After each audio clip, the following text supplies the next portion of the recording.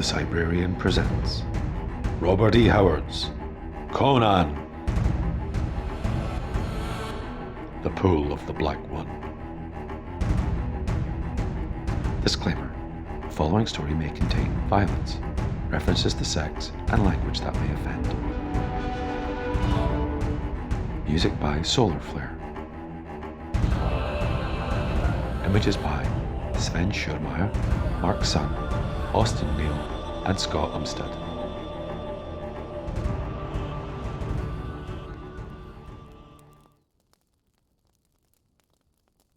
Into the west, unknown of man, ships have sailed since the world began.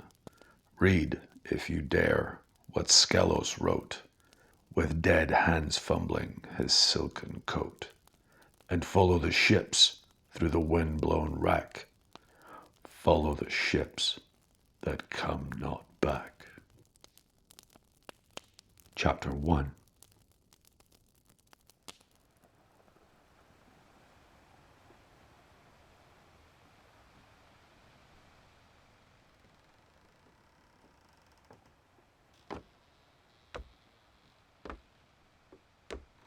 Sancha, once of Cordava, yawned daintily, stretched her supple limbs luxuriously, and composed herself more comfortably on the ermine-fringed silk spread on the carrack's poop deck.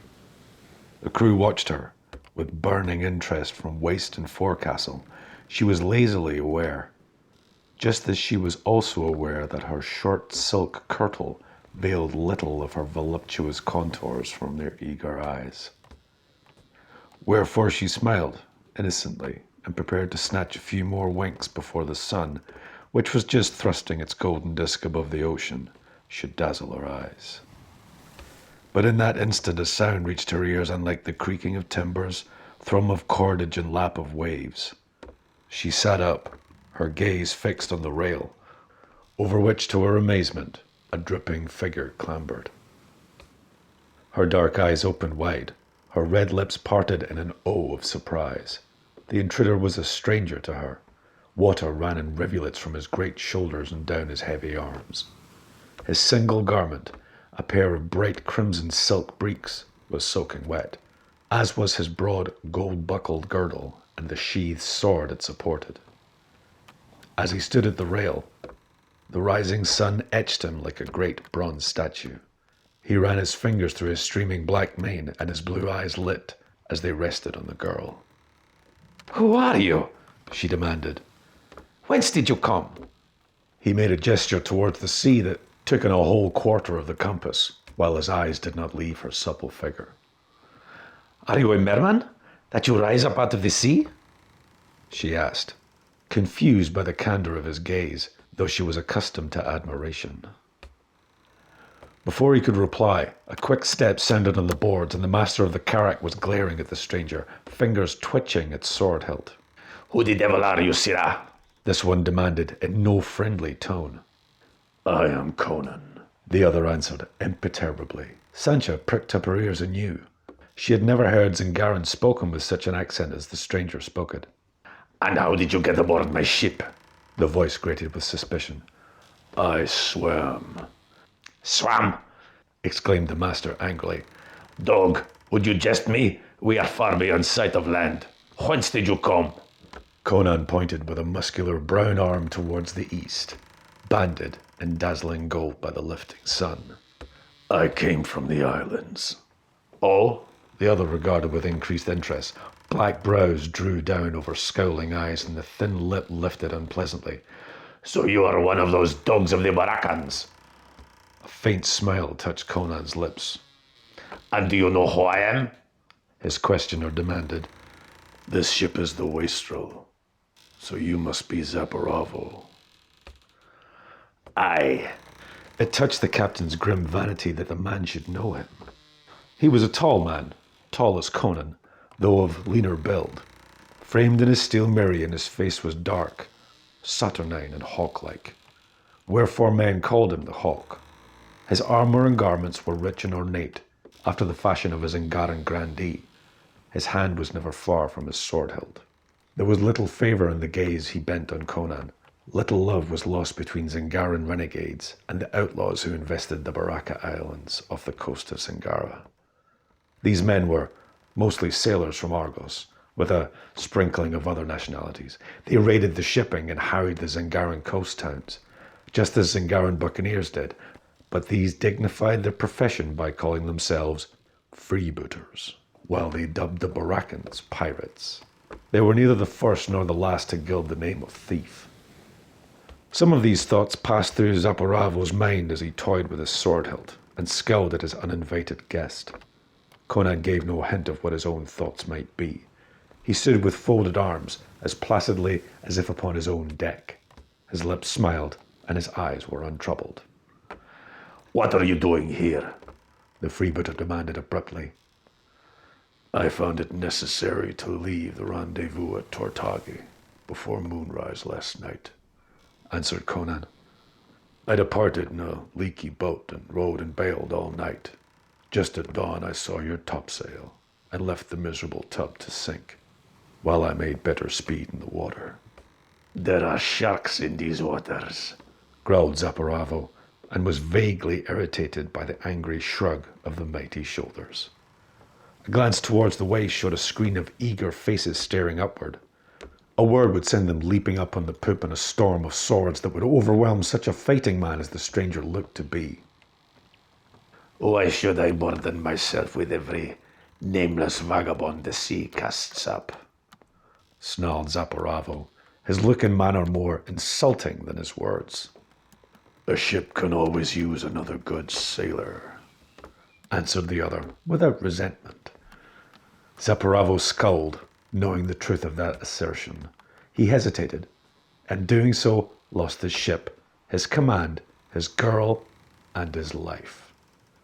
But of course he could not see into the future, and to him Conan was only another wastrel, cast up, as he put it, by the sea. He did not like the man, yet the fellow had given him no provocation. His manner was not insolent, though rather more confident than Zaporavo liked to see.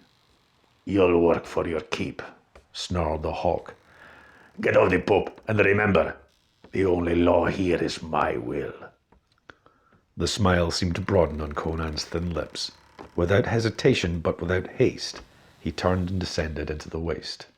He did not look again at Sancha, who, during the brief conversation, had watched eagerly, all eyes and ears.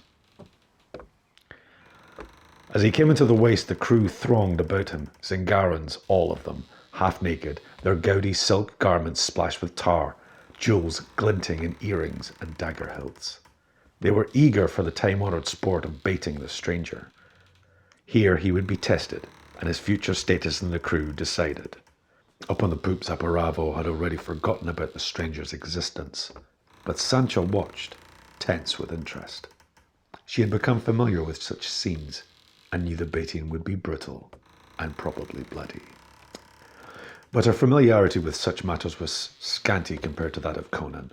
He smiled faintly as he came into the waist and saw the menacing figures pressing truculently about him. He paused and eyed the ring inscrutably, his composure unshaken. There was a certain code about these things. If he had attacked the captain, the whole crew would have been at his throat. But they would give him a fair chance against the one selected to push the brawl. The man chosen for this duty thrust himself forward, a wiry brute with a crimson sash knotted about his head like a turban. His lean chin jutted out, his scarred face was evil beyond belief. Every glance, each swaggering movement was an affront. His way of beginning the baiting was as primitive, raw, and crude as himself. "Baraka, eh?" He sneered. "That's where they raise dogs for men. We of the Fellowship spit on them, like this." He spat in Conan's face and snatched at his own sword. The Barakan's movement was too quick for the eye to follow. His sledge-like fist crunched with a terrible impact against his tormentor's jaw, and the Zingaran catapulted through the air and fell in a crumpled heap by the rail. Conan turned towards the others, but for a slumbering glitter in his eyes, his bearing was unchanged. But the baiting was over as suddenly as it had begun. The seamen lifted their companion. His broken jaw hung slack, his head lolled unnaturally. "By Mitra, his neck is broken!" swore a black-bearded sea rogue. You freebooters are a weak-boned race, laughed the pirate. On the barracas, we take no account of such taps as that. Will you play at sword strokes now? Any of you? No? Then all's well, and we're friends, eh? There were plenty of tongues to assure him that he spoke truth. Brawny arms swung the dead man over the rail, and a dozen fins cut the water as he sank. Conan laughed and spread his mighty arms as a great cat might stretch itself, and his gaze sought the deck above. Sancha leaned over the rail, red lips parted, dark eyes aglow with interest. The sun behind her outlined her lithe figure through the light kirtle, which its glow made transparent. Then across her fell Zaporavo's scowling shadow, and a heavy hand fell possessively on her slim shoulder. There were menace and meaning in the glare he bent on the man in the waist. Conan grinned back, as if at a jest none knew but himself. Zaporavo made the mistake too many autocrats make. Alone in somber grandeur on the poop, he underestimated the man below. He had his opportunity to kill Conan, and he let it pass, engrossed in his own gloomy remunerations. He did not find it easy to think any of the dogs beneath his feet constituted a menace to him. He had stood in the high place so long, and had ground so many foes underfoot, that he unconsciously assumed himself to be above the machinations of inferior rivals. Conan indeed gave him no provocation. He mixed with the crew, lived and made merry as they did.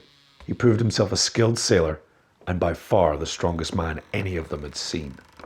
He did the work of 3 men, and was always first to spring to any heavy or dangerous task. His mates began to rely upon him.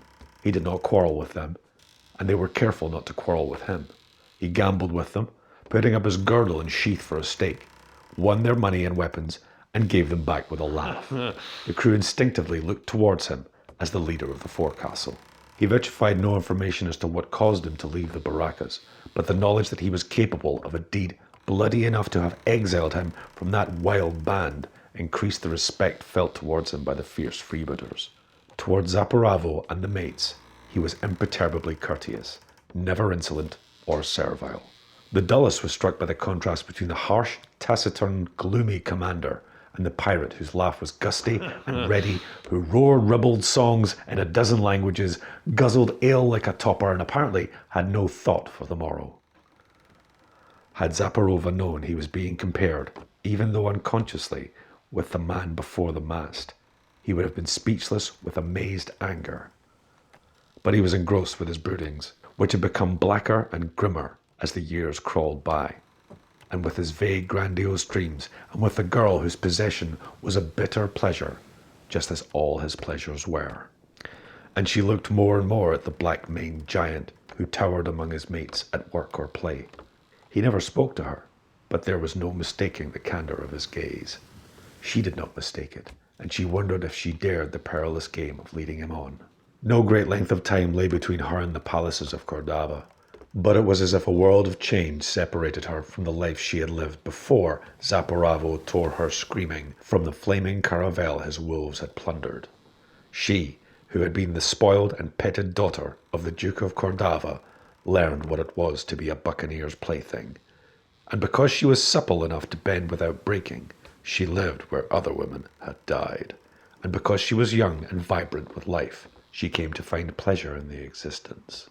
The life was uncertain, dreamlike, with sharp contrasts of battle, pillage, murder, and flight.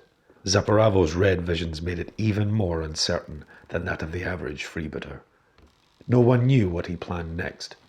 Now they had left all charted coasts behind, and were plunging further and further into that unknown billowy waste, ordinarily shunned by seafarers, and into which, since the beginnings of time, ships had ventured, only to vanish from the sight of man forever.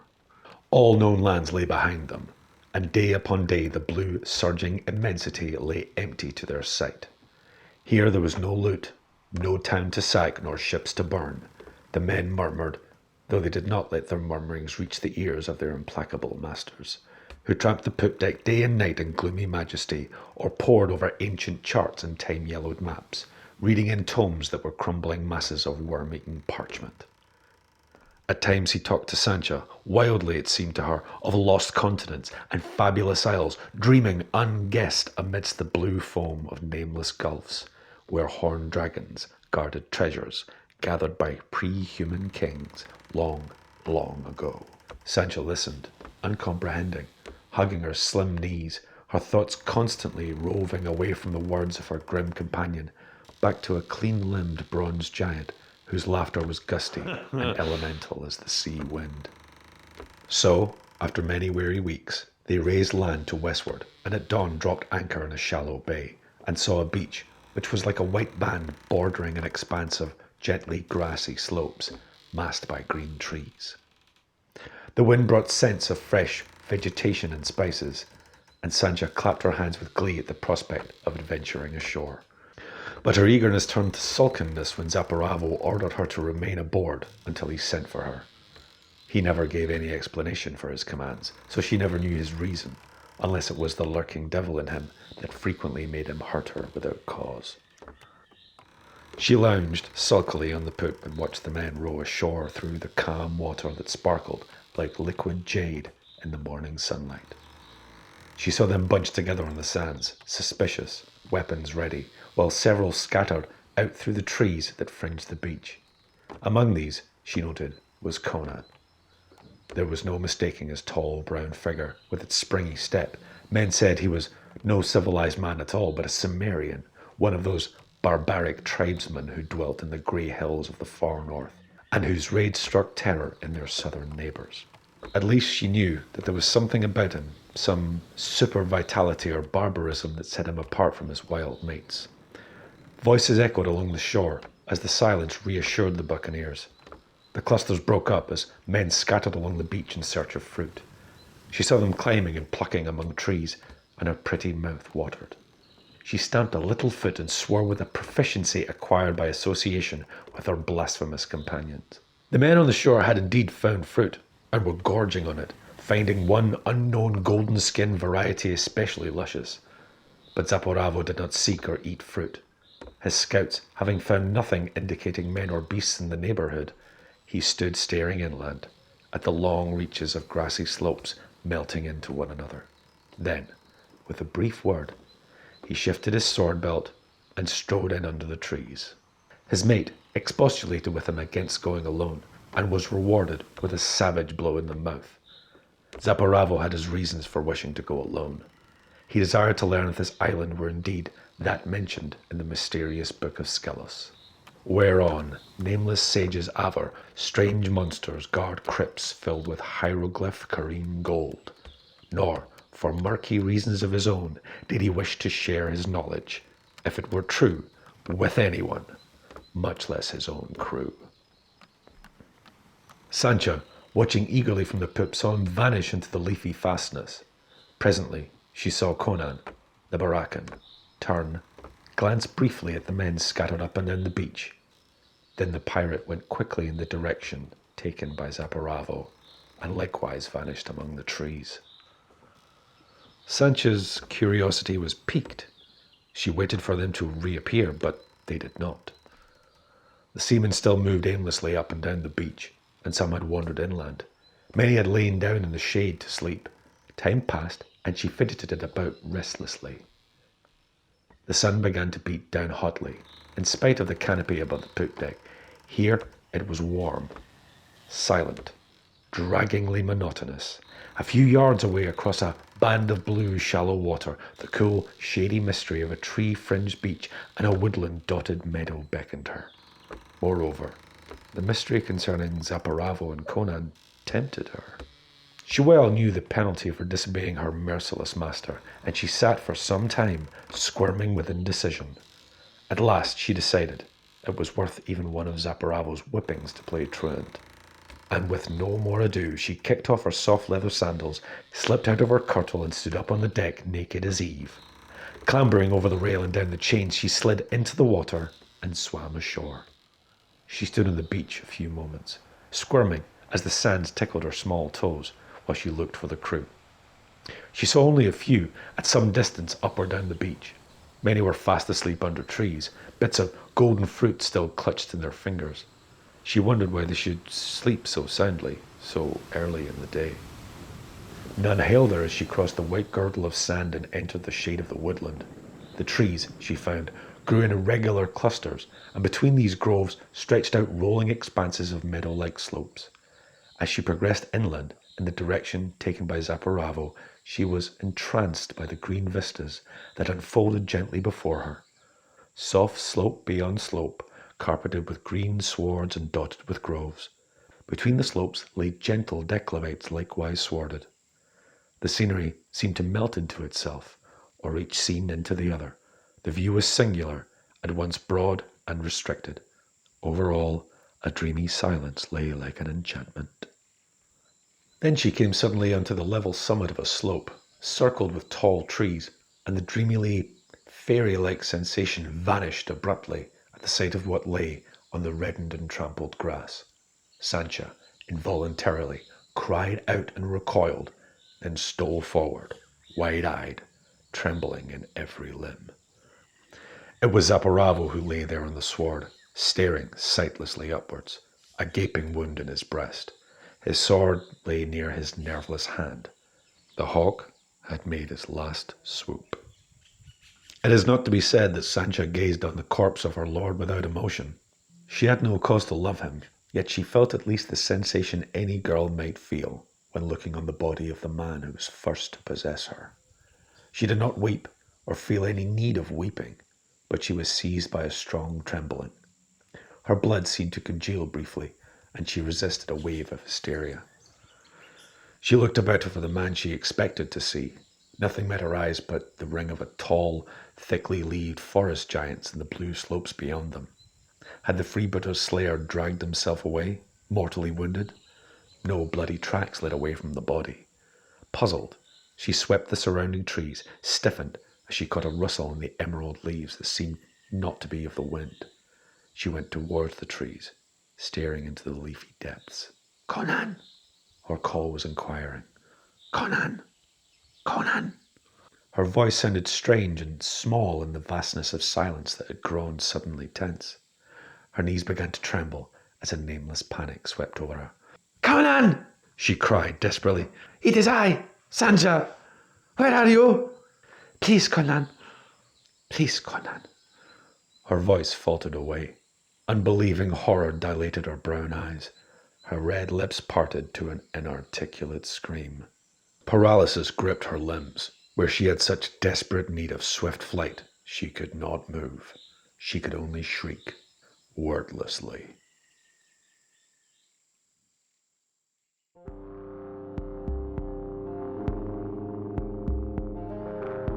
Thank you for listening. Please like, comment, subscribe, and hit the notification bell.